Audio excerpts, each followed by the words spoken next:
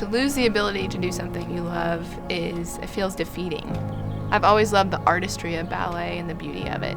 And for me, growing up, it was an expression, a way I could express myself when I struggled in other ways. I think it was a way that I processed life.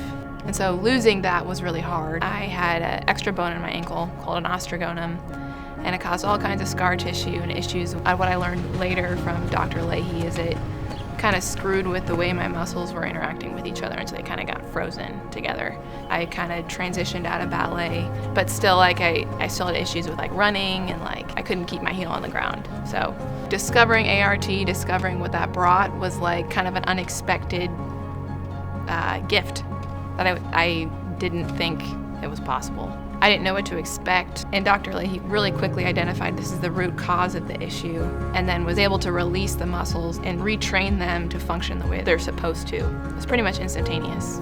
Running hasn't replaced ballet, but running is definitely an avenue that I've been able to go to process and to move through life, basically. It calms me down. I think it gives me kind of a level head to approach the day. I kind of think about, okay, what's my intention for the day? With ART, I don't have to worry, oh man, a year down the road, 5 months down the road, I'm gonna have another bad case of shin splints. I'm gonna have to stop. I'm gonna have to go try some other form of exercise for a while and then get back to it. And it sounds trite, but it's nice to just not think about it. I can just do it, that's exciting.